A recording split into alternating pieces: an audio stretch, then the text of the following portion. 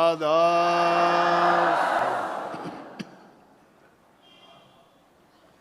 राधा स्वामी दयाल की दया, राधा स्वामी सहाय, राधा स्वामी।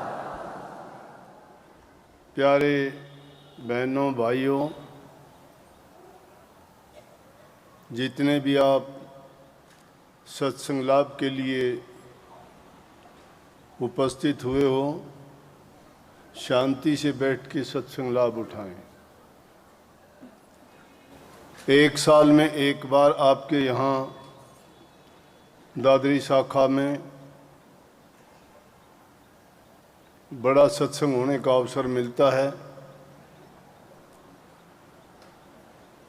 सबको लगभग पता होता था पहले, लेकिन एक दो साल से थोड़ी तब्दीली की है कि जितने भी त्यौहार आते थे तो त्योहारों पे सत्संगियों को दोनों तरह से उनको परेशानी हो जाती थी। मुश्किल होता था उनके लिए फैसला करना कि हम सत्संग में जाएं या त्यौहार को मनाएं। और ये त्यौहार तो विशेष रूप से बहनों के लिए है, और बहनों के लिए अकेले नहीं, भाइयों का त्यौहार हो गया। और दोनों को अगर मिला दें तो बहन और भाई के प्यार का त्यौहार रक्षाबंधन माना गया। तो इसलिए दोनों तरफ से ये रुकावट आती थी, कहीं भाई को रुकना पड़ता था, कभी बहन को उसके पास जाना पड़ता था। तो इस प्रकार से आप लोगों की सुविधा के लिए हमने फैसला किया कि त्यौहार के नाम का सत्संग एक दिन पहले ही कर देंगे, ताकि जो अपने त्यौहार आते हैं उनकी कोई आपको परेशानी नहीं है। तो इसलिए एक दिन पहले ही आपको रक्षाबंधन की बहुत बहुत बधाई हो।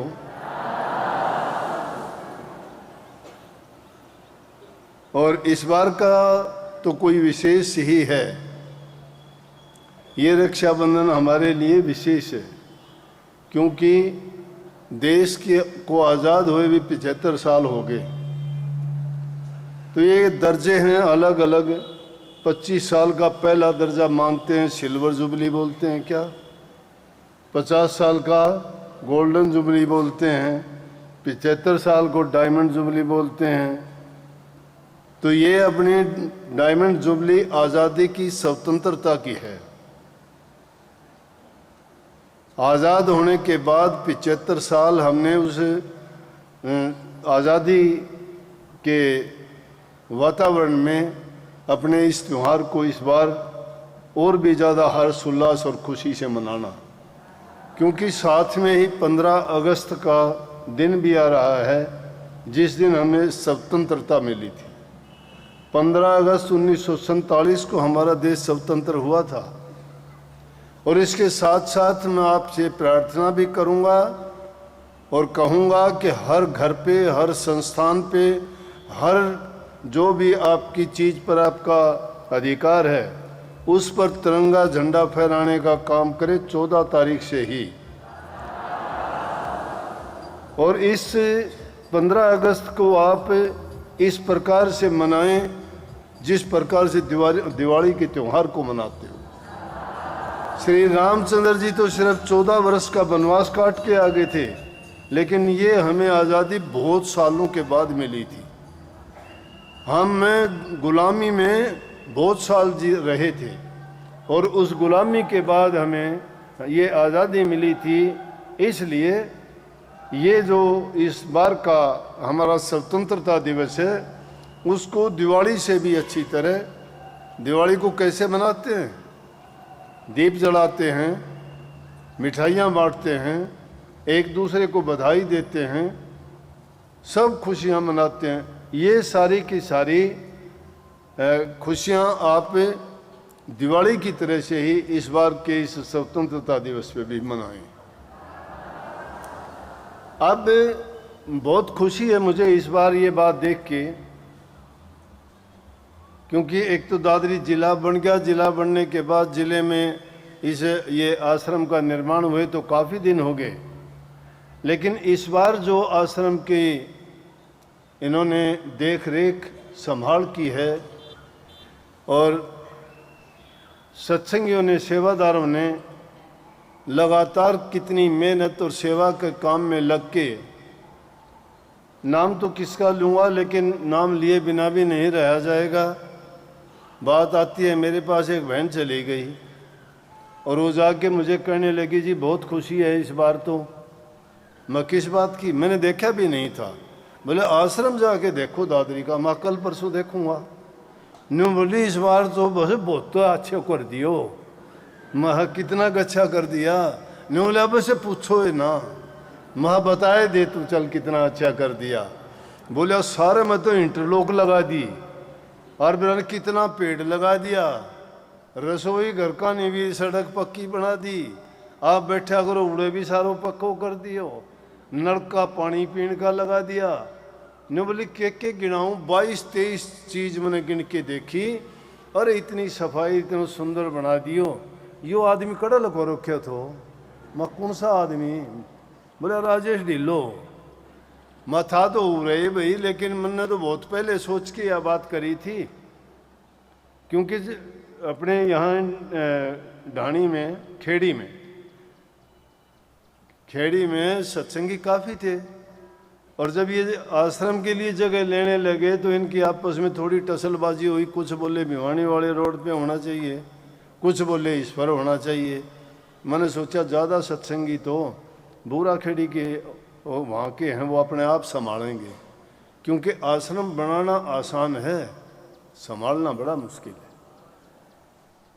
बना तो देंगे लेकिन जब उसको संभालने वाला ही नहीं होगा तो क्या फ़ायदा। बना दिया लेकिन अब तक सत्संगी बहुत अच्छे, लेकिन इस बार उन्होंने कुछ विशेष रुचि लेके और सेवा के काम में कौन सी सेवा? धन की सेवा भी।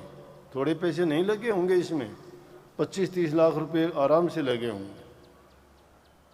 और एक ने नहीं, ये तो मैंने उनको जो भी भाई जिसकी जो सामर्थ्य है, कोई तन से सेवा कर सकता है, कोई धन से कर सकता है, कोई मन से कर सकता है, लेकिन जिसका मन ही नहीं होगा वो सेवा क्या करेगा? सेवा तो मन से होती है ना। धन भी जिसका मन होगा वही लगा सकता है, नहीं धन को तो यूं का यूं छोड़ के चले जाते हैं, वो धन किस काम में आता है? मन सबके पास है। मन की भावनाएं जब उसकी अच्छी होती हैं, मन में कुछ अच्छा करने के लिए उनकी सोच विचार और ख्यालात होता है, वही आदमी अच्छा करने पे चल सकता है। और जो अच्छा करता है ना, ये ना समझो कि वो अपना अच्छा करता है, जो दूसरों के लिए अच्छा करने की सोचता है, करता है, वो समझो कि गुप्त रूप से अपना ही अच्छा कर रहा है, क्योंकि दूसरों का भला करता है तो उसका परिणाम उसी को मिलेगा, क्योंकि उसने अच्छा किया। जैसा बीज बोता है वैसा फल भी मिलेगा। तो ये भी एक बहुत बड़ी खुशी की बात है। मैं उन सबको इस बात के लिए बधाई देता हूँ और उनकी जो सेवा है उसके लिए मेरे दिल में एक बहुत बड़ी खुशी है कि उन्होंने इतना बढ़ चढ़ के इस काम को अच्छा किया। देखने में भी बहुत सुंदर लगता है। आप लोगों को देख के दूसरे लोगों के दिल में भी एक भावना पैदा होती है कि हमें भी अच्छा करना चाहिए। इंसान को देख के ही दूसरे बनते और सुधरते हैं। अगर बुराई जहाँ होती है, बुराइयों को देख के भी इसी प्रकार से बुरे भी बन जाते हैं। लेकिन सत्संग, महापुरुषों की वाणी, वचन, ये चीज़ें इंसान के जीवन को बनाने और संवारने के लिए होते हैं, बिगाड़ने के लिए नहीं। उनकी तो जो भी वाणी होगी वो जीव के हित के लिए, कल्याण के लिए, लाभ के लिए और उसको इस संसार में सुखी जीवन बिताने के लिए होगी। और जो मैंने सबसे अंत में कही कि सुखी जीवन, हर जीव चाहता है वो सुखी रहे, हर जीव चाहता है सुखी रहे, लेकिन सुखी होगा कैसे? सुखी जब होगा जब उसके मन से वो तंदुरुस्त होगा। मन से तंदुरुस्ती का मतलब क्या है कि उसके मन में अच्छी भावनाएं होंगी, अच्छे ख्यालात होंगे, अच्छा करने की उनकी सोच होगी, वही आदमी सुखी रह सकता है। जो इंसान दूसरों के बारे में बुरा सोचता है, बुरे ख्यालात हैं, हमेशा वो दुखी रहता है। क्योंकि जो रोज़ाना अफसोस मनाता है किसी का, जो रोज़ाना शोक मनाता है, वो सुखी कैसे रह सकता है? वो तो दुखी रहेगा। सुखी तो वो इंसान रहेगा जो हमेशा अच्छा करने की सोचता है। लेकिन दुखी कौन होगा? जो दूसरों के बारे में सोचता रहता है कि मैं क्या करूं, वो कैसे, ये कैसे। जो इन चीज़ों में पड़ जाता है वो कभी सुखी नहीं रह पाता। और इस त्यौहार का जो मुख्य उद्देश्य है, हमारा इतिहास इस बात का साक्षी है कि अगर हम अपने पुराने जो सिद्धांत हैं, पुराने हमारे संस्कार हैं, हमारी संस्कृति है, अगर उसको पुनर्जीवित कर लें तो हर इंसान सुखी हो सकता है। ये भाई बहन का प्यार क्या, ये तो बाद में भाई बहन का बना लिया, भाई बहन का त्यौहार नहीं था ये। इतिहास को अगर देखोगे तो ये तो एक ऐसा था कि एक रक्षा सूत्र बांध के किसी से ये प्रण लिया जाता था कि आप मेरी रक्षा करना। बाद में धीरे धीरे करके एक परिपाटी बन गई और उसमें ये मान लिया गया कि बहनों का त्यौहार है। बहन भाई को राखी बांधती है, भाई तो बहन की बिना राखी बांधे भी रक्षा करता है।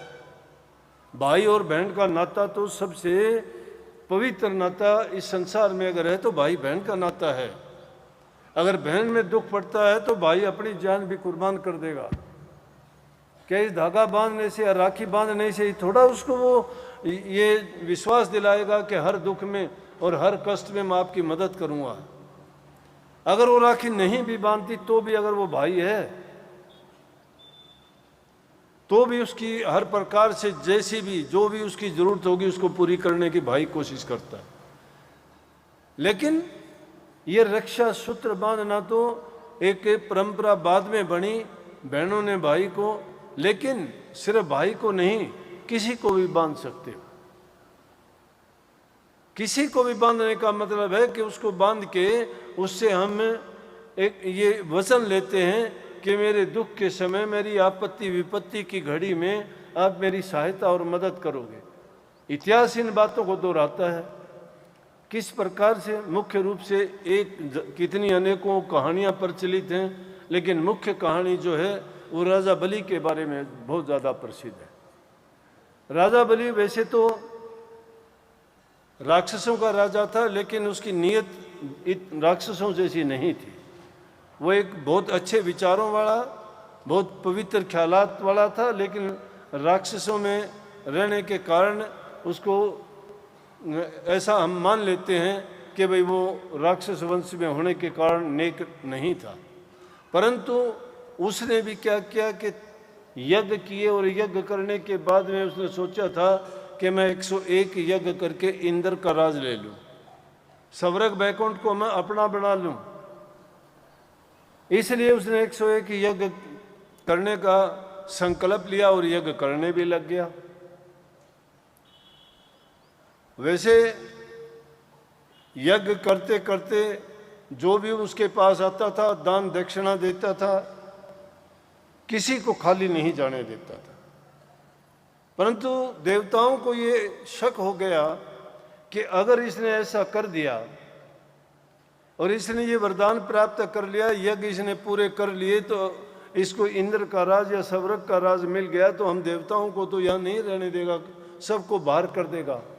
क्योंकि दानव और मानव की लड़ाई हमेशा से चलती आई है। वो यज्ञ पूरे कर जब विष्णु भगवान के पास देवता जाके कहने लगे कि राजा बलि ऐसा करता है, अगर उसने ऐसा कर दिया तो हमारी बर्बादी हो जाएगी। विष्णु भगवान ने 52 रूप एक छोटे ब्राह्मण के रूप में भेष धर के आए और आके यज्ञशाला के पास में खड़े होकर राजा बलि ने जब देखा कि यज्ञशाला में जा रहा था, उन्होंने पूछा कि हाँ कहीं ये कैसे आए? कि बोला कि मैंने सुना था आप दान दक्षिणा देते हैं। बोले आपको क्या चाहिए?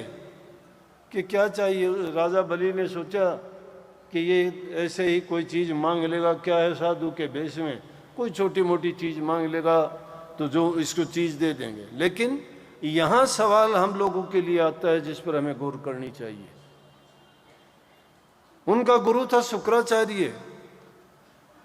अब ये बात कही गई ना कि गुरु को वचन मान सब लीजिए, और हानि हो तो होने दीजिए। गुरु का सब वचन मान लेना चाहिए। अगर तुम्हारी हानि होती है तो होने दीजिए उसमें। गुरु ने ऐसे ही नहीं, गुरु को कोई स्वार्थ नहीं, बल्कि गुरु हमारा कल्याण करना चाहता है, गुरु हमारा हित चाहता है। इसलिए उस बुराई से गुरु बचाने के लिए प्रयास करता है, हमें बताता है, चेताता है, संदेश देता है, उपदेश करता है। शुक्राचार्य ने राजा बलि से कहा कि राजा बलि, ये छलने के लिए आया है, ये इस रूप में ब्राह्मण नहीं है, यह आपको छलने के लिए आया है। गुरु कहता है, अगर गुरु का वचन राजा बलि मानता तो पताल में नहीं जाना पड़ता। लेकिन कहने लगे अपने गुरु से कि बोले कि मैं जो मेरे दर पे आके मेरे से कुछ मांगता है उसको मैं खाली नहीं जाने दूंगा। गुरु जी चाहे आपका वचन भी है, लेकिन इस वचन को मैं नहीं मानूंगा।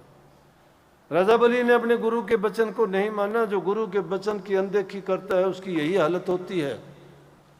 गुरु जिस रूप में भी तुम्हें कहता है, चाहे वो प्यार में कहता है, चाहे तुम्हें समझा के कहता है, चाहे तुम्हें गुस्से क्रोध से कहता है, चाहे तुम्हें चेताने के लिए कहता है, चाहे वो किसी भी रूप में तुम्हें संदेश जो दे रहा है गुरु, उसमें समझ लेना चाहिए कि हमारा हित कर रहा है, उसमें हमारा कल्याण है, हमारी बुराई नहीं है किसी भी रूप में।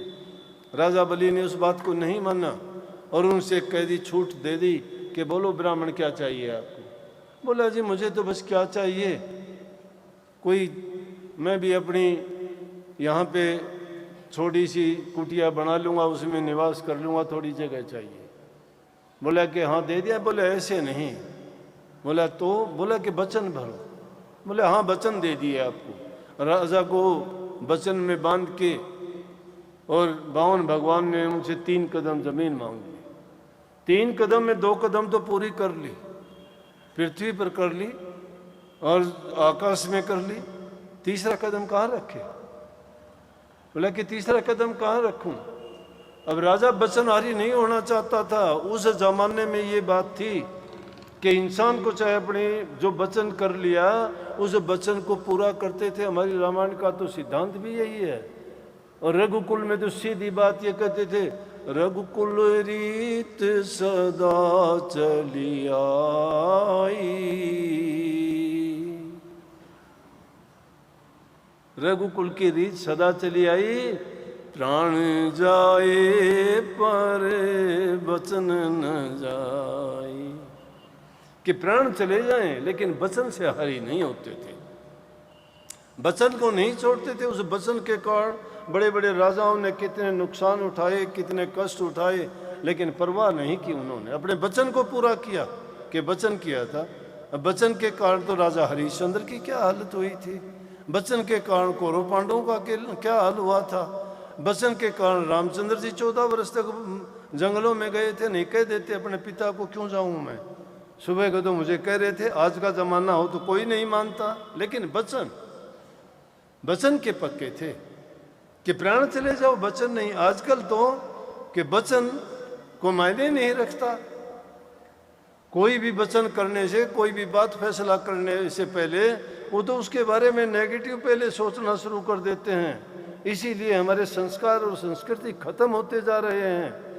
इसीलिए आज के युवा पीढ़ी अपने माँ बाप और बुजुर्गों की बात को अनसुनी करते हैं, उस पर गौर और ध्यान नहीं देते। क्यों नहीं देते? कि उनको ये बातें नहीं पढ़ाई जाती, नहीं सिखाई जाती। उनकी बातें सिर्फ किताबों से, टेलीविज़न से, टेलीफोनों से होती हैं, और वो बातें उन बच्चों को वो बात नहीं दे पाती हैं। जो बातें हमारे जीवन में गुजरती हैं उनको देखते हैं, और उनके परिणाम जब उनको पता लगता है तो उससे वो फैसला करते हैं कि हमें क्या करना चाहिए या नहीं करना चाहिए। आज फैसले इस तरह से होते हैं। लेकिन जब बात वचन की थी, राजा बलि ने कह दिया मेरा वचन हो चुका कि अब तीसरा कदम भी आप पूरा करो, और मैं कहाँ बताऊं, मैं बचता हूं, मेरे सिर पर रखो। सिर पर रखा तो राजा को सजा देनी थी, उन यज्ञों से उसको छुटकारा दिलाना था, देवताओं को निर्भय बनाना था कि अब इसके यज्ञ पूरे नहीं होने। सिर पर हाथ रख के और कह दिया कि जाओ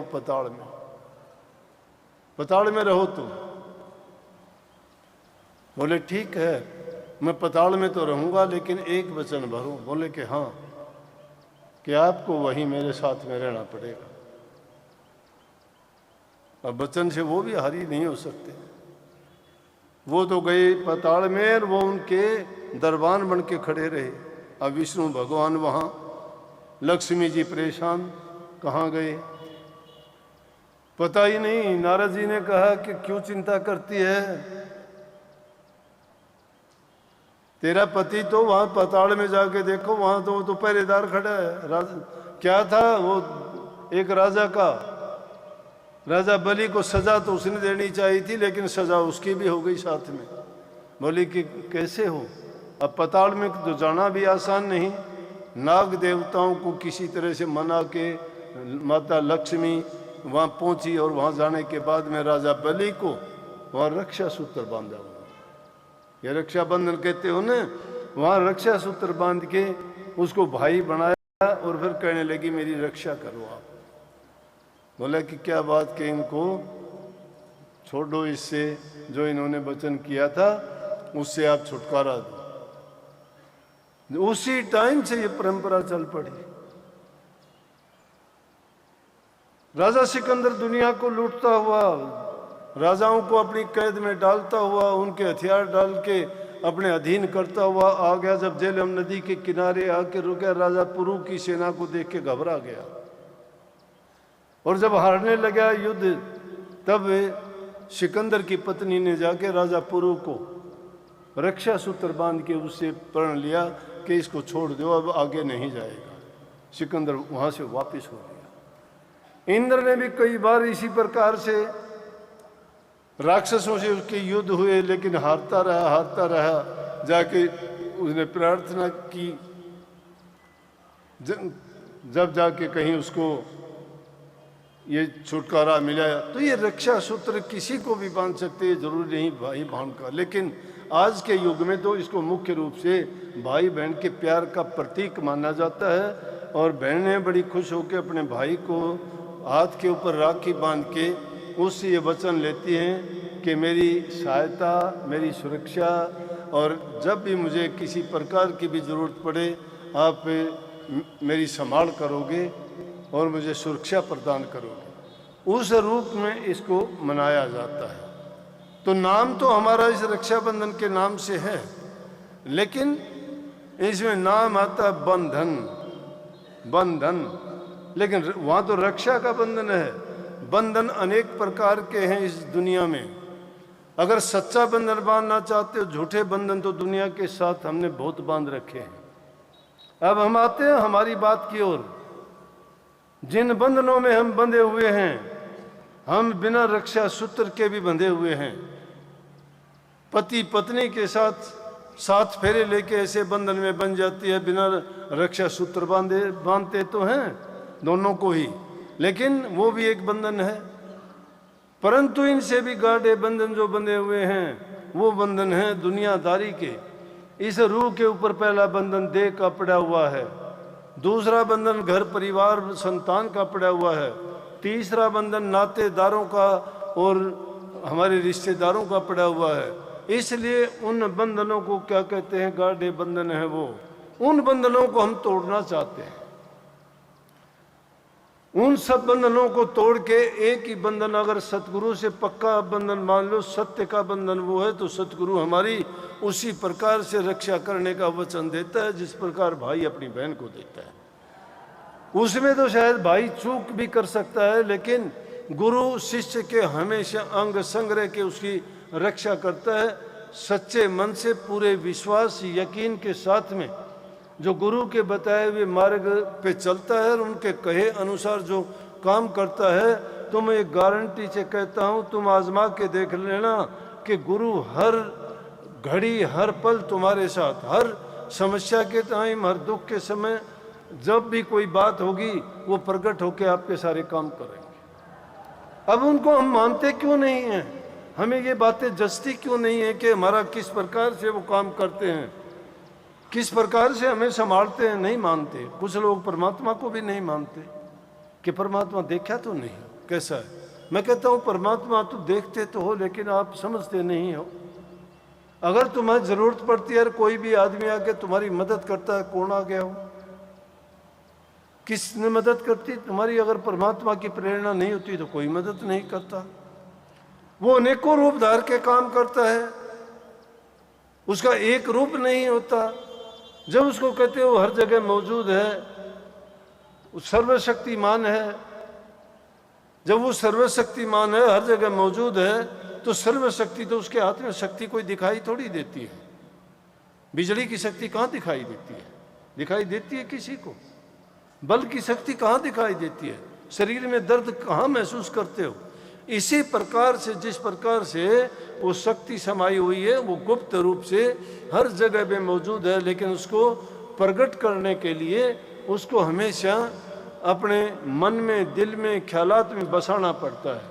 और जब मन और ख्यालात में उसको बसा लेते हो तो उसी टाइम जब भी तुम्हें ज़रूरत पड़ती है वो प्रकट होकर आपके सारे काम करता है। भक्तों ने क्यों कही अनेकों बार, भक्तों ने हर समय जब उनको याद किया, फरियाद की, जब भी उन्होंने उनको अपनी किसी भी काम के लिए बुलाया, किसी ने प्यार के बस, कई बार तो भक्तों ने उसको ऐसे ऐसी बातें और उलाने दे के भी प्रकट कर लिया, लड़ाई करके भी प्रकट कर लिया। कभी प्यार से पैदा कर लिया तो कभी प्यार, और कभी बिरह से पैदा किया तो कभी साधना से पैदा प्रकट किया। और उनको जो उनका हठ था वो पूरा किया उन्होंने। नामदेव का दूध का प्याला पिया के नहीं पिया, धन्य भगत के खेत में काम किया कि नहीं किया, सैन भगत के लिए नाई का काम किया कि नहीं किया। वो तो खुद कहते हैं कि पग धोऊं, दाबूं, सेज बिछाऊं, नौकर बनूं हजाम, हाकूं बैल बनूं गढ़वाड़ा, बिन तनख्वाह का रथवान। कि मैं ये काम खुद कर देता हूं, लेकिन भगत के मन में जब सच्चा प्रेम, सच्ची बिरह और उसका यकीन दृढ़ होना चाहिए।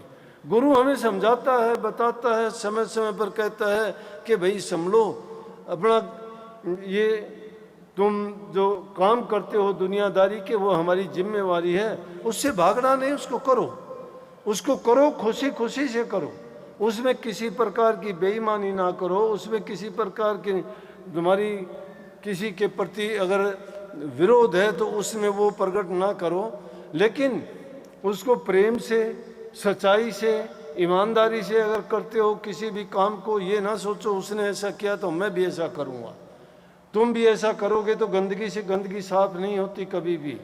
गंदगी को साफ करने के लिए तो साफ और स्वच्छता की ज़रूरत है, और जहाँ शुद्धता और स्वच्छता नहीं होती, अब हम तो दूसरे की बात को सोच लेते हैं, दूसरे की बात को सोचते हैं कि उसने मेरे साथ ऐसा किया तो क्यों करे, अपनी अपनी तर्क भी निकालते हैं, फिर तो कह देते हैं कि करते से ती करियर बुरी भली से क्या डर रही है, कि जो करता है उसके साथ करो। नहीं, जो करता है फिर तो तुम वो जो करता है वैसा ही तुमने भी कर दिया तो उसमें तुम में कोई फर्क नहीं रहा, तुम भी उस जैसे ही हो। इसलिए वो जो कहते हैं वो नहीं। तो गुरु के बारे में भी यही बात है, गुरु जो करता है वो ना करो, गुरु जो कहता है वो करो, क्योंकि गुरु ने जो अनुभव किया है वो अपने अनुभव के अनुसार ये बातें देख चुके हैं कि किस बात में भलाई है, किस बात में बुराई है, किस बात में हमें नुकसान है। इसलिए नुकसान वाली बात ना बता के वो शिष्य को हमेशा अपने अनुभव से अच्छा करने के लिए बताते हैं। तो सबसे पहले बात हमारे संत मत में कही जाती है नाम के सुमरण की। पहली चीज़ है कि नाम का सुमरण पक्का करो, सुमरण करो। सुमरण तो कोई भूले से भी याद नहीं करते हैं कि क्या नाम है, काफ़ी तो आके ही कह देते हैं जी नाम तो लिया था मैंने इतने साल पहले, फिर बीच में गड़बड़ कर दी, अब मैं दोबारा से शुरू करना चाहता हूँ, वो नाम बता दो मुझे। दोबारा से क्या शुरू करना चाहते हो, क्या तुमने लिया था, क्या तो भूल गए, क्या खो दिया? अरे करने की बात थी जब समझाई। आदमी कब, जब ठोकर लगती है, कहीं भी है कि दुखों से डर कर कुछ कुछ लगता, गए दुख वो ही तुरंत फड़कता, गुरु को ऊपर ऊपर गाता, गुरु को दिल भीतर नहीं लाता। गुरु को ऊपर ऊपर गाते हो, दिल के भीतर तो गुरु को कभी लाते ही नहीं। गुरु को मानस समझते हैं, अपना जैसा इंसान मान लेते हैं। अगर गुरु को इंसान ना मान के गुरु को खुदा, परमात्मा और तुम सब कुछ अगर मान लो, और हैं भी उनके लिए सब कुछ, जिनके दिल में सच्चाई है, और जिन्होंने सच्चे मन से माना उन्हीं को प्रकट होकर उन्होंने दर्शन दिए। जिन्होंने भी हट किया, ना तो कोई भेष बदलने से होगा, ना किसी की नकल करने से होगा, ना कोई दिखावा करने से होगा। वो तो अगर है तो मन को शुद्ध करने से आपको मिलेगा। मन की पवित्रता अगर नहीं है तो लाख भेष धारो, लाख पाखंडवाद करो, लाख तुम झूठे प्रपंच कितने भी करो, उन प्रपंच करने से कभी नहीं, बल्कि करनी करने से बनेगा। इसीलिए कहिए ये करनी का भेद है। करनी क्या है? करनी सिर्फ नाम की करनी मत समझना। अपने जीवन में जितने भी काम करते हो, जिस भी जगह पे हो, उस जगह पे रहते हुए अपना काम सच्चाई के साथ जो करते हो। राव तुलाधर ताखड़ी से ईमानदारी से काम करता था। बरसात नहीं हुई एक बार, तुलाधर महात्मा हुए, सच्चाई के साथ काम करता था। कभी कम नहीं तोला, घाट नहीं तोला, धोखा नहीं किया। सच्चाई के, जिन्होंने सच्चाई से किया, बारिश नहीं हुई, लोग जानते थे सब। किसी महात्मा के पास गए, वो जानता था, बोले महात्मा जी बारिश करवाओ। कहने लगे अरे मुझे कहने की क्या जरूरत है, तुम्हारे गांव में ही बैठा इतना बड़ा महापुरुष, कुछ भी करवा लो। बोला कि कौन? ने बोला महात्मा तुलाधर। बोले वो तो दुकान करता है। ने बोला जाके कहो तो। कहने लगे कुछ लोग इकट्ठे होके गए कि तुलाधर जी। बोले कि हाँ। ने बोला बारिश करवाओ। बोला मैं कैसे बारिश करवाऊँ भाई? ने बोला कि हमें पता है आप बारिश करवा सकते हो। ज़्यादा जिद करी तो बोले अच्छा भाई कल को बारिश करवा देंगे। कितनी करवानी है बताओ? उन्होंने कहे कि अच्छी बारिश करवाओ। ठीक है, अपनी तराजू को लेके कहने लगे कि अगर भाई मैंने तेरे से हमेशा ईमानदारी और सच्चाई से काम किया और सच्चाई से मैंने अपने धंधे में कोई धोखाधड़ी नहीं की, तो उस पर उसने एक डंडी मारी और कहा कि बारिश करवाओ। कहते हैं उसी टाइम मूसलाधार बारिश होनी शुरू होगी। और जब तक उन्होंने नहीं कहा, जाके कहने लगे जी अब तो रुकवा दो। जब जाके उन्होंने बारिश रुकवाई। कहने का मतलब है अगर तुम जहाँ हो, किसान हो तो अपने खेती में जो कोई तुम काम करते हो, मिलावट का काम करते हो, धोखे का काम करते हो, दूध देते हो, दूध में पानी मिला देते हो, कोई और चीज़ है उनमें तुम और क्या क्या मिला के बेचते हो, उनमें से ये धोखा करते हो, क्या मिलेगा? दूध तो बड़ी चीज़ है, मैंने तो लस्सी में भी पानी मिलाते देखे। बताओ ईमानदारी कहाँ रहेगी? एक लस्सी बेचने वाला था, मैं उससे कहने लगा चालाकी भी एक से एक बढ़ के है, चालाकी भी एक से एक बढ़ के है। मैं कहने लगा भाई क्या करता है? बोला जी लस्सी बेचता हूँ मैं, लस्सी से आमदनी। न बोला जी गुजारो हो जैसे आपकी दया है। मैं अच्छा भाई कैसे कर, कितनी लस्सी? बोला जी 2-1 मन लस्सी रोजाना ले जाऊं, 10 किलो दूसरी ले जाऊं। मैं दूसरी कौन सी? बोला जी लस्सी तो वह हो से ड्रामी दूसरी हो से। मतलब लस्सी तो वही होती है, दूसरे ड्राम में डाल लूँ, वो आगे हैंडल में टांग लूँ। अगर कोई बोले तो न्यू कह यार तो दो 5 रुपया की, और अगली न्यूलाइयो 10 रुपया की 1 किलो। न्यूला से वो अगली खत्म हो जाएगा रेडी में, तो फिर डाल दूँ अगली में। जब हम अपने छोटे छोटे कामों में भी अपनी नीयत को खराब कर लेते हैं, लेकिन ये नहीं सोचते जितनी तुम नीयत खोटी करके कमाते हो, बेईमानी से, हेरा फेरी से, ठगी से, वो तुम्हें बर्बाद करती है। खुश हो जाते हो मन में। नंबर 1 तो आपने बुरी आदत डाल ली, झूठ उसमें बोलते हो, चोरी उसमें करते हो, धोखा उसमें करते हो। एक छोटी सी बात में देखो कितनी बुराई आ गई। चोरी की, झूठ बोले और दूसरे के साथ कपट किया। चोरी, झूठ, धोखा, सब कुछ एक छोटी सी बात के कारण। और फिर उससे जो कमाई की, वो कमाई कौन खाएगा? तुम्हारी संतान खाएगी, तुम खाओगे। तुम क्या सोचते हो अच्छे विचार हो जाएंगे?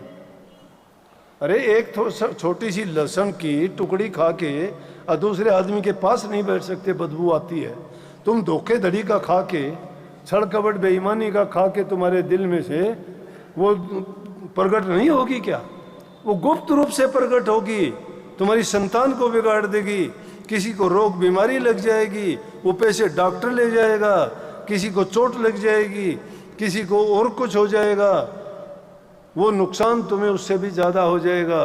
लेकिन सच्चाई ईमानदारी के साथ जो काम करेगा वो निर्मल चित्त होगा, शुद्ध हृदय होगा, वो प्रभु भगत भी होगा, उसकी आस्था भी पक्की होगी, उसका निश्चय भी दृढ़ होगा, वो किसी का बुरा नहीं कर सकता वो इंसान, क्योंकि उसने कोई ऐसी चीज का प्रयोग नहीं किया कि जिसके कारण उसके मन के ख्यालात बिगड़े। जिसके मन के ख्यालात बिगड़ जाते हैं उसकी मन की कोई उसके आगे वो नहीं रहती है, रुकावट नहीं रहती है, सब रुकावटें गिर जाती हैं। मर्यादाओं और अनुशासन को जो तोड़ देता है वो कहीं का भी नहीं रहता। इसलिए बंधन, एक गुरु से जो बंधन बांध लेते हो तो उस बंधन को बांध के उसके दृढ़ भी ऐसे रहो कि गुरु जो करता है उसी तरह से, और गुरु हमें बताता कहता है उसी काम को उसी तरह करते रहो।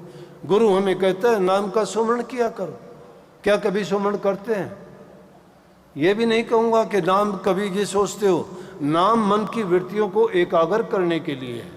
नाम ये नहीं कि काम करते रहो, मन नाम में तो ध्यान ही नहीं है, जबान से नाम थोड़ा कहने को तो अब भी आप राधा स्वामी बहुत कहते हो, लेकिन राधा स्वामी नाम जब आपके मन में ख्यालात में ही नहीं आया, राधा स्वामी नाम का गुण और महत्व नहीं समझे तो वो आपको क्या काम आएगा?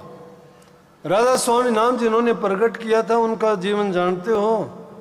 उन्होंने अपने पिता के सारे कागज भी फाड़ दिए थे, क्योंकि वो हीरे जवाहरात के व्यापारी थे, लेन देन का काम करते थे, सूद लिया करते थे लोगों से। और स्वामी जी महाराज ने उन सब लोगों को बुला के कहने लगे, बोलो किसके कितने कितने पैसे हैं, क्या है, ये लो, आज से किसी ने किसी को कुछ नहीं देना, तुम्हारे सब खत्म,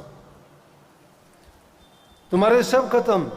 शुद्ध और पवित्र हृदय के लिए शुद्ध कमाई की जरूरत है। शुद्ध कमाई जिसकी है उसके शुद्ध विचार होंगे, शुद्ध विचार होंगे, वही भक्ति के मार्ग में आगे बढ़ सकता है। लेकिन हम तो हर बात में 420 चालाकी करते हैं, जिस बात से हमारा कोई लेना देना नहीं, मतलब नहीं, उसमें झूठ कपट बेईमानियां करते हैं। अरे किसी की बात है, हम बोलते हैं, झूठ बोलते हैं, किस लिए झूठ बोली हमने? ना हमें उससे कुछ लेना ना कुछ उसको देना, लेकिन हमने तो बिना कारण के अपने दिल में ही वो कचरा भर लिया, झूठ बोलने की आदत डाल ली। लेकिन अगर उस बात के लिए विश्लेषण करो, सोच के देखो, तो कहो, जैसे महाराज जी एक बात कहा करते थे, कहने लगे कि मेरे से एक मिल गया साधु, मैं कहने लगे भाई कौन से साधु हो आप? बोला जी अघोरी हैं। बोले अघोरी कौन से होते हैं? बोला अघोरी वो होते हैं कि हम जो चाहें तो किसी का घर उजाड़ दें, किसी का भी बसा दें, कुछ भी कर दें। अरे बोला हम कुछ भी खा लें, हम तो पेशाब भी पी जाएं, भिष्टा भी खा जाएं, ये भी कर दें। वो महाराज जी कहने लगे किसी का उजाड़ा, किसी का बसाया, और तुमने बीच में भिष्टा क्यों खाया? भाई किसी का उजाड़ते हो, किसी का बसाते हो, तुम्हें बीच में भिष्टा खाने से क्या मिला? तुम वो काम क्यों नहीं करते जिससे तुम्हें प्रभु मिलता? तुम्हारे ये इस जीवन का अर्थ निकलता कुछ। मनुष्य चोले का बहुत बड़ा अर्थ है। आज माँ बाप रोते हैं, अपनी संतान के दुख के कारण रोते हैं, लेकिन उसके माँ बाप रोते हैं अपनी संतान के लिए, वो रोते हैं अपनी संतान के लिए, वो उनके काबू के नहीं हैं। क्यों नहीं है? कि यही कारण है कि उनको हम जो चीज़ देनी चाहिए थी वो नहीं दे पाए। उनको हमने हर चीज़ में बेईमानियाँ सिखाई, झूठ सिखाई। वो छोटी छोटी बातों से झूठ बोलना उन बच्चों ने हमारे से सीखा, और वो करते करते बड़ी झूठ बोलनी शुरू कर दी। ताज्जुब की बात है, आते सत्संग में हो, जाते मंदिरों में हो, गुरुद्वारे में हो, मस्जिदों में मत्थे टेकते हो, बांग देते हो, नमाज पढ़ते हो, मालाएं फेरते हो, नाम जपते हो, ध्यान लगाते हो, और तुम्हारी नीयत फिर भी खोटी रहती है, फिर भी सुधार नहीं होता। फिर भी अगर देखते हो तो किसी का घर बर्बाद करते हो, और किसी को तुम क्या ब्रह्म हत्या तक करते हुए देर नहीं करते, भ्रूण हत्या करते हो, पेटों में गर्भ में ही बच्चों को मरवा देते हो, चोरी कर लेते हो, किसी की आत्मा को काट के उनको बेचारा एक एक पैसा कोई जोड़ता है, उसकी चीज़ को तुम चोरी करके ले जाते हो, उससे लेके तुम मुकर जाते हो। कितने कपटी धोखेबाज हो तुम, किस नाम के भगत हो, कैसी भक्ति करते हो? फिर कौन सा गुरु हमें ये शिक्षा देता है तुम ये किया करो? गुरु तो कहते हैं कि अगर इन परमात्मा की भक्ति ना करो कोई बात नहीं, लेकिन कम से कम अपने जीवन में अच्छे तो बन जाओ। लेकिन अच्छे क्यों नहीं बनते? अच्छे इसलिए नहीं बनते, जड़ के अंदर कीड़ा लगा हुआ है। जिनकी परवरिश ऐसी चीज़ों से हुई है, धोखे से, कपट से, बेईमानी से, भ्रष्टाचार से, खोटे धन से। जैसा इंसान अन्न खाता है वैसा मन होता है। अब वो अन्न कहाँ से आया, कैसे आया? किसी का गला काट के अगर तुमने लूट खसूट का लेके आए हो और वो संतान अच्छी नहीं होगी, फलेगी, फूलेगी, दिखाई भी देगा। क्यों कहते हैं कि पाप का घड़ा भर जाने के बाद फूटता है? होता है अंत में, भले का अंत भला होता है, सच्चाई सच्चाई रहती है, झूठ कपट बेईमानियां ठहर नहीं सकती उसके सामने। कितने पड़पंच करते हो, कितने झूठ और ये पाप कर्म करके क्या सुखी रह सकते हो कभी? इसलिए पहली जरूरत है कि इंसान सबसे पहले पवित्र बने। जब मन से पवित्रता नहीं होगी, घरों में शांति नहीं होगी, और तुम जब तक प्रेम करना नहीं जानते हो, ये रक्षाबंधन प्रेम का है। सच्चा बंधन अगर बांधते हो तो गुरु से बांधो ना। सच्चा बंधन जिन्होंने बांध लिया था उन्होंने परमात्मा को भी बांध दिया, उनको हिलने नहीं दिया। एक औरत ने जिसका पंगला पति था, उसने तो सूरज को मुंह में डाल के सूरज को निकलने नहीं दिया था, पूरी दुनिया में त्राही त्राही कर दी थी। सावित्री अपने पति को जो यमराज से छुटवा के ले आई थी, मरने के बाद में ऐसा कोई उदाहरण नहीं कि कोई ले आए, लेकिन पतिव्रत धर्म के कारण, सच्चाई के कारण और अपने आत्मिक शक्ति और बल से यमराज को भी हरा के ले आई थी। वो शक्ति हम सब में है। उसी शक्ति को जगाने के लिए संत कहते हैं कि प्रकट करो उस शक्ति को। वो किसी को दिखानी नहीं है। अरे दुनियादारी के काम करो, हंसो, आराम से खाओ पियो, कोई नहीं। मत कोई भेख आडंबरों में पड़ो, ना कोई दिखावटीपनों में पड़ो, ना कोई अहंकार में पड़ो। ये चीज़ें बहुत दुश्मन है, इंसान को बड़ा घेर लेती है, मिनटों में घेर लेती हैं। सच्चाई के साथ जो चलना चाहते हैं उनके लिए कहते हैं, लेकिन जो गृहस्थी लोग हैं ना, उनके लिए भी ये बहुत बड़ी बात है। अपने घर में रहते हुए अगर तुम सबसे प्यार प्रेम का बर्ताव करते हो, तन से, मन से, धन से, तुम दूसरे का उपकार भलाई सेवा करते हो, सबसे बड़ा धर्म है। गृहस्थी का सबसे बड़ा धर्म है। विरक्त रह के वो काम नहीं कर सकता जो आदमी गृहस्थ में रह के कर सकता है। और भक्ति भी इस युग में सिर्फ, मैंने एक दिन जिक्र चला था, उस दिन सत्संग में कही भी थी कि सतयुग में क्या था? मंत्र था। सतयुग में मंत्र का जाप करते थे, वो सिद्धि होती थी। उससे किसी को श्राप देते थे, किसी को वरदान देते थे, वो उसी टाइम होते थे, क्योंकि मंत्र का जमाना था। चार जो जिस प्रकार से किसी चारपाई के चार पावे होते, उसी प्रकार से धर्म चारों तरफ से परिपूर्ण था। तो उस टाइम में मंत्र था। लेकिन जब त्रेता युग आया तो उसमें तंत्र चल गया। तंत्र का मतलब था जो तन से तुमने काम किए उनके कारण जो है तुम्हें सब कुछ प्राप्त हुआ। तन से सिद्धि शक्तियाँ प्राप्त की, तन से बहुत तप किए, साधना की, उन साधनाओं के बल से सब कुछ हासिल कर लेते थे, सारी शक्तियाँ आती थी। द्वापर के अंदर मंत्र आ गया, यंत्र आ गया। यंत्र कहते हैं साधन को। उस टाइम में, पहले जमाने में गोलियां नहीं थी, तोप नहीं थी, ये तो कब चली? द्वापर के बाद में चली। उसमें यंत्र आ गए। यंत्र से लड़ाई तीरों से होने लगी, तोपों से होने लगी, गोलियां बनने लगी, पहले नहीं थी। और आज के युग में क्या चल गया? ना तंत्र चलता है, ना मंत्र चलता है, ना यंत्र। आजकल तो षड्यंत्र करते हो, षड्यंत्र करते हो। जो भी करना चाहते हो षड्यंत्र रचते हो।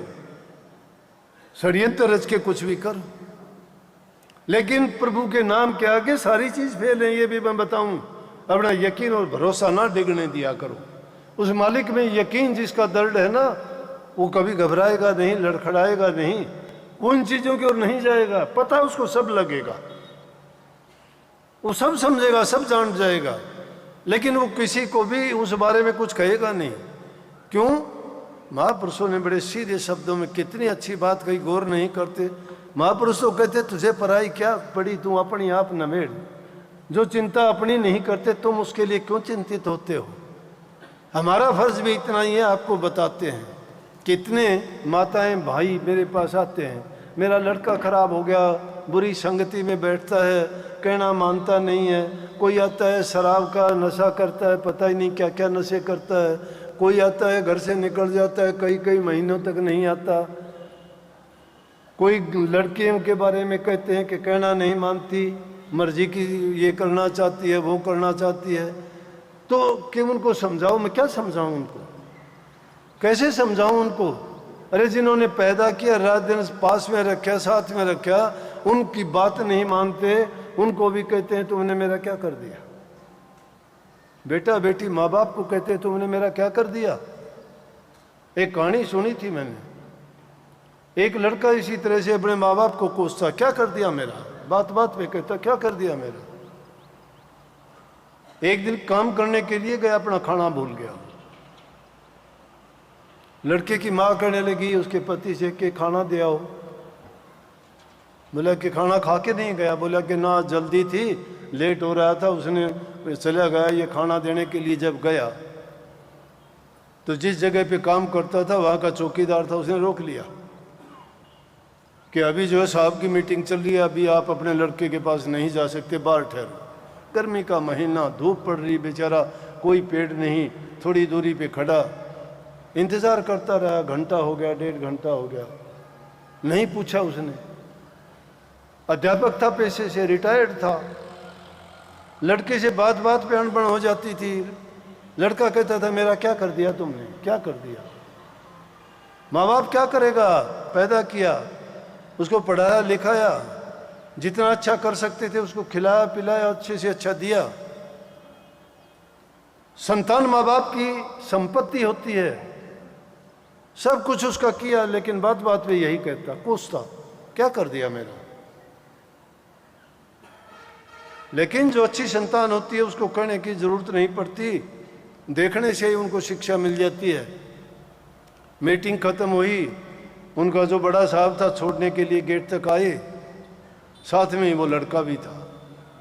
जब वो बड़ा आदमी था जिसने मीटिंग ली थी, उनका चेयरमैन वगैरह होगा, वो गाड़ी में बैठने लगा, वो आदमी दिखाई दे गया। बोले अरे वो कौन खड़ा है धूप में। बोला जी वो तो कोई आदमी आया है, उसके लड़के का नाम लेके, बोले इसका खाना लेके आया, इसका पिता है। बोला बुलाओ इसको यहाँ। जब उसको पास बुलाया, बुला के उसके पैर छुए, पैर छू के पूछने लगे कैसे खड़े हो, कि जी ये मेरा लड़का था, सुबह आज खाना नहीं खा के आया, मैं इसका खाना लेके आया था। लड़का भी देखे खड़ा खड़ा। उस साहब ने उसके पैर छुए, उसके पिता के, और पैर छूने के बाद में कहने लगा मुझे पहचाना आपने। बोला नहीं भाई। बोला जी मैं वो विद्यार्थी हूँ जिसको बचपन में आपने मुझे पढ़ाया था। मैं आपका एहसान आज भी नहीं भूला हूँ। आपने मुझे जो शिक्षा दी थी, जो बातें बताई थी, वो मैंने अपने जीवन में अपनाई। एक बार मैं भटक गया था तो आपने मुझे इतना समझाया था, और उसके बाद मैंने वो पढ़ाई की, मैं हर क्लास में टॉप करता था।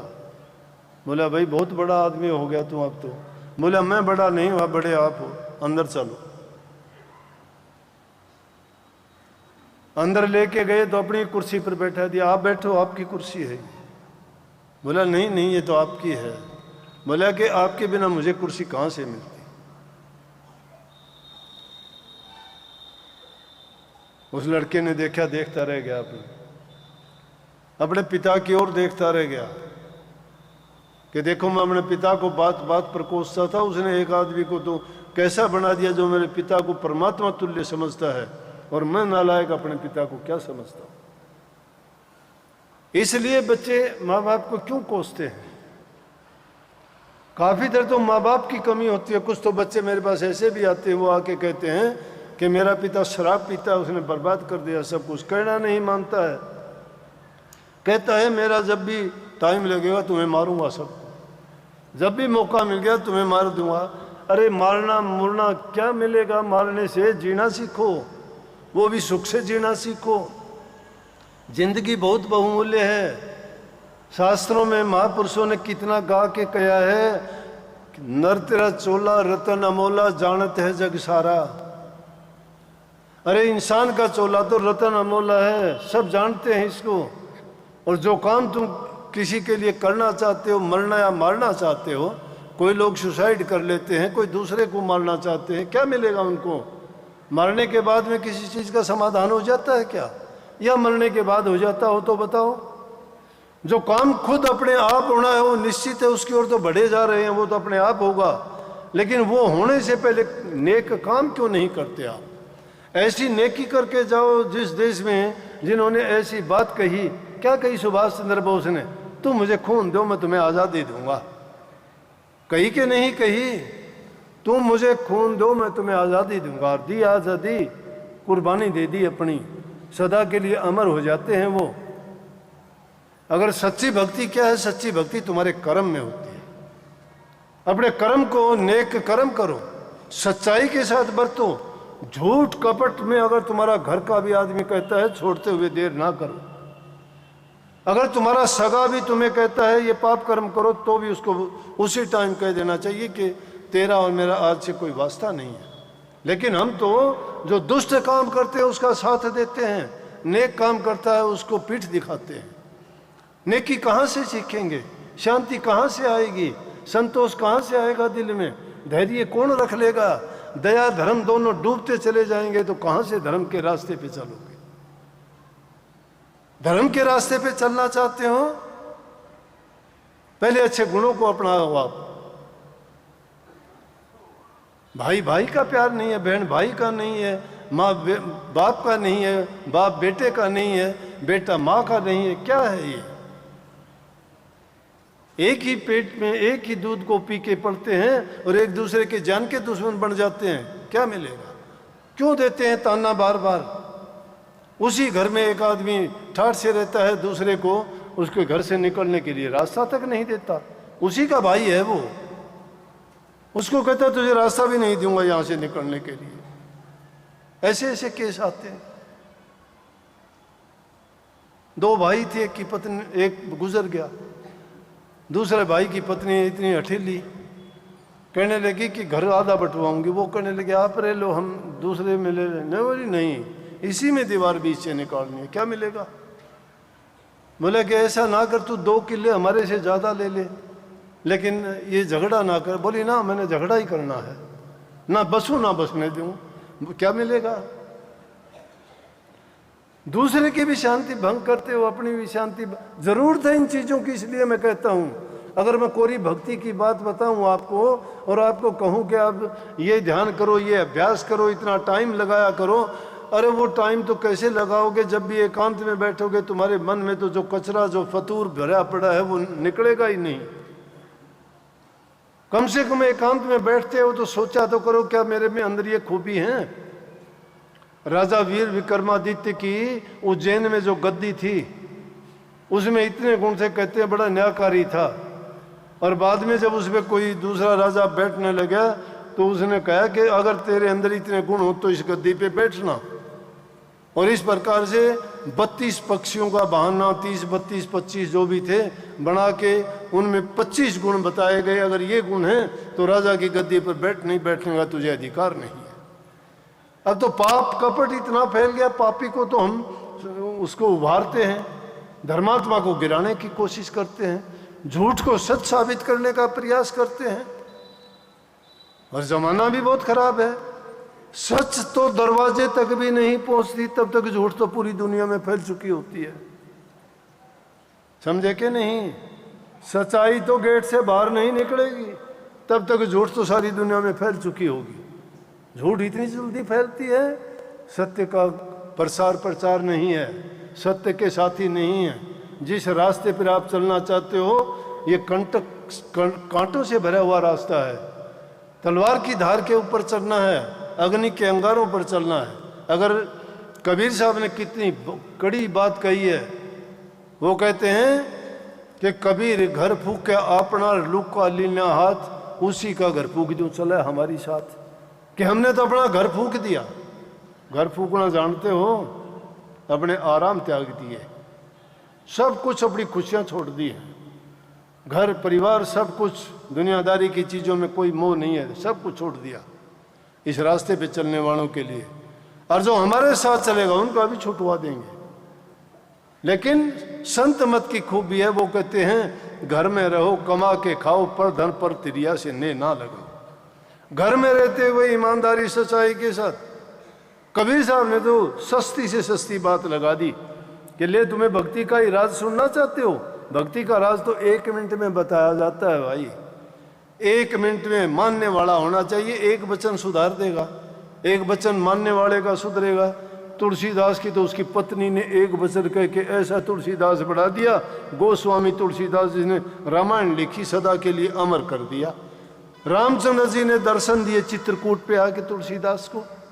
श्री राम ने, जिसको पूजते हैं, जिसके लिए सब श्री राम राम श्री राम राम करते हो ना, उसी तुलसी साहब को किसने रास्ता बताया? उसकी पत्नी ने रास्ता दिखा दिया।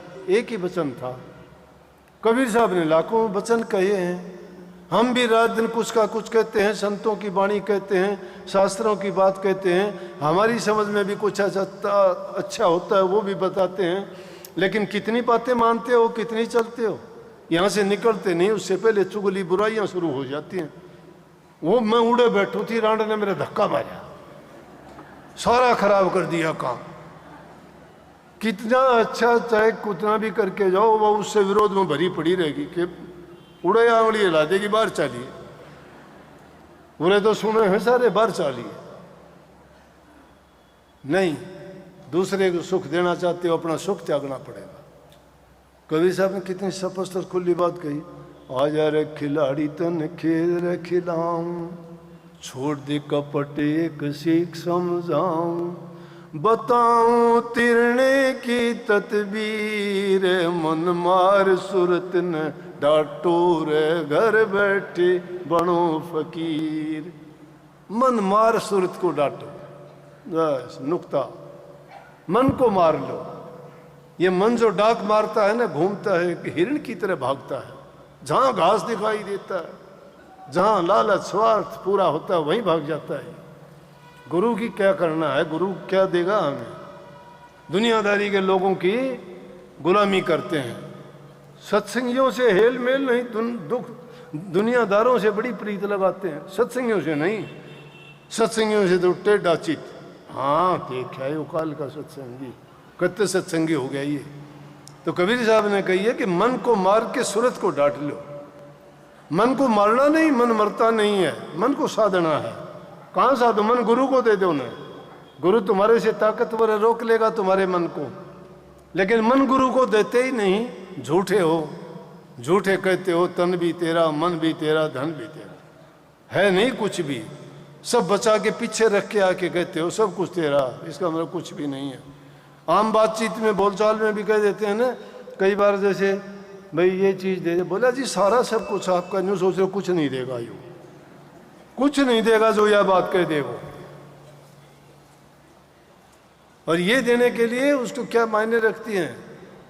सबका सब जिसने त्याग दिया, गुरु को उन चीज़ों की ज़रूरत नहीं है, पर वो कहता है कि उन चीज़ों को नेक काम में लगाओ। मन को डांट लो। मन बुराइयों की जड़ है। खोटे मंदे कर्म, बुरे जितने भी कर्म करवाता है मन करवाता है। ये मन लालची है, मन स्वार्थी है, मन झूठा है, मन कपटी है, मन धोखेबाज है। इस मन को डांट लो ना। डटेगा कहाँ? गुरु के चरण में। मैंने शब्द लिखा है, मन को डांट ले गुरु चरण में।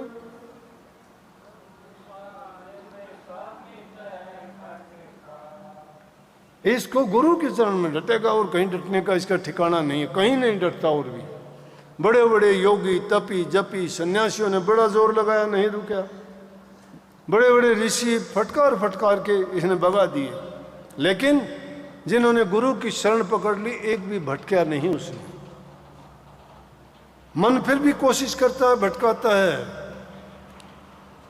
चढ़े हुए आकाश में जो भी चढ़ा हुआ जीव है उसको धड़ाम देसी गिरा देता है, जमीन पर लाके पटकता है।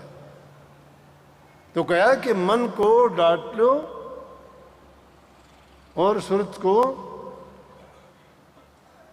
गुरु के चरण में रोक लो, भजन बन गया। ये भजन है। तरीका बता दिया, माला हाथ में जपते हो, मन के खड़काते हो ना, वो कहते हैं कि माला जपने का भी तरीका है। वो माला कैसे जपो? माला जपे तो ऐसी जपनी जैसे बांस पे चढ़े है नटनी, मुश्किल है ये काया डटनी, डटे तो पर लेती रे, मन मार सुरत न डाटो रे, घर बैठे बनो फकीर। आजा रे खिलाड़ी तन खेल खिलाऊं।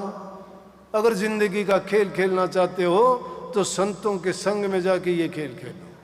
तब कहते हैं आजा रे खिलाड़ी तन खेल खिलाऊं, छोड़ दे कपट एक सीख समझाऊं, बताऊं तिरने की तदबीर, मन मार सुरत न डाटो रे, घर बैठ बनो फकीर, मन मार सुरत न डाटो रे, घर।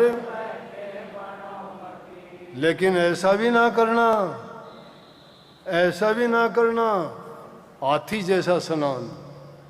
हाथी का स्नान जानते हो क्या है? हाथी आएगा, समुद्र में बढ़ जाएगा, पानी में खूब गोते लगाएगा, खूब नहाएगा, मड़ मड़ के बाहर निकलेगा। अब बाहर निकल के क्या करता है पता है? वो कबीर साहब बताते हैं, मगना हाथी जल में नहावे, बाहर निकल के धूल उड़ावे, नुगरे ने ना सत्संग भावे, उसके गुरु होता ना पीर, मन मार सुरत न डाटो रे, घर बैठ बनो फकीर, मन मार सुरत न डाटो रे, घर।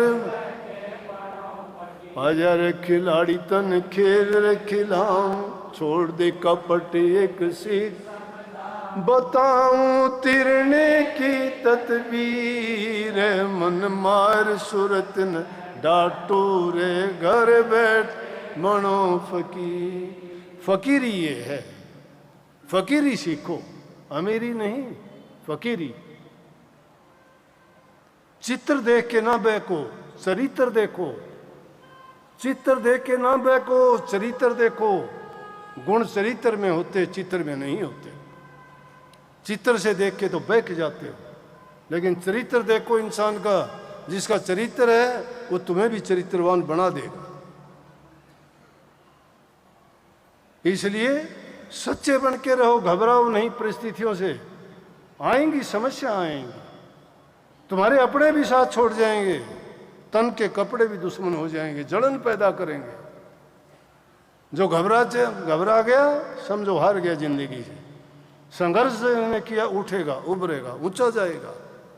जिसने संघर्ष किया, जंगल में देखो कीकर झाड़ियां हैं, कौन रखवाली करता है उनकी? जब से पैदा होते उनको सब के सब कोई पैरों से कुचलता है, कोई हवा आंधी तूफान उनको मारता है, कोई पशु के पैरों तले आता है, कोई इंसान काट फांस के उसको दूर डालता है, लेकिन फिर भी बढ़ के पेड़ होता है। संघर्ष के बाद जो होता है उसका निखार होता है, निकलता है। और जिस इंसान के साथ में ऐसी बातें होती हैं, उस इंसान का तो तुम पाओगे कि एकदम वो आदमी बहुत ही ऊंचाइयों को छूता है, क्योंकि उसमें गलत शाखाएं जो होते हैं वो दुनियादार काटते रहते हैं, उनको पढ़ने नहीं देते। उनको दुश्मन मत मानो, हितकारी मानो। तुम्हारा हित कर रहे हैं, भलाई कर रहे हैं, उनसे घबराओ नहीं, बल्कि उनका धन्यवाद करो मन से। सच्चे बन के रहोगे, मालिक तुम्हारे साथ रहेगा। पूरे यकीन और विश्वास के साथ जो इस रास्ते पे चलता है वो निश्चित रूप से अपने मंजिल को पा जाता है। लेकिन जीवन को पवित्र बनाओ। जिंदगी में प्यार, प्रेम, शांति, सब्र, धैर्य, ये चीज़ें ज़रूरी हैं। इसके साथ साथ तन से, मन से, धन से सेवा करने सीखो, परोपकार, परहित करो। और ये चीज़ें घर से लागू करो। घरों में ही ये नहीं कर पाते हो, चाहे तुम्हारा बुरा करता है कोई बात नहीं, उनको बुरा करने दीजिए, उनको बुरा करने दीजिए। कुछ दिन में उनको अपने आप उस चीज़ का सबक मिलेगा। बच नहीं सकता कोई भी। मैं अनुभव की बात कहा करता हूँ, मैं ऐसी वैसी बात नहीं कह देता कि यूँ ही ठा के पटक दी बात नहीं। मैं बिल्कुल जब किसी बात को पूरी सच्चाई पे तोल लेता हूँ, मेरे साथ जो घटित होती हैं ज़्यादातर तो वही बातें आपके सामने रखता हूँ, ताकि वो बातें तुम्हें अच्छी तरह समझ सको। लेकिन वो बात शास्त्र के विरुद्ध नहीं मिलेंगी, शास्त्र के अनुसार मिलेंगी, और तुम अपने जीवन में उनको अमली जामा पहनाओगे तो निश्चित रूप से तुम्हारे लिए वो एक बहुत बड़ा सबूत बन के खड़ा होगा, जो तुम्हें बार बार चेताता रहेगा और जीवन में तुम्हें कभी भी नीचे नहीं गिरने देगा, ऊपर उठाएगा। सबको बहुत बहुत आशीर्वाद। रक्षाबंधन का एक बार फिर से बहुत बहुत आपको मुबारकबाद। कल को अब खुशी मनाओ, और जिस प्रकार से जिस ढंग से बताया उसी तरह से रक्षाबंधन को भी मनाना। राधा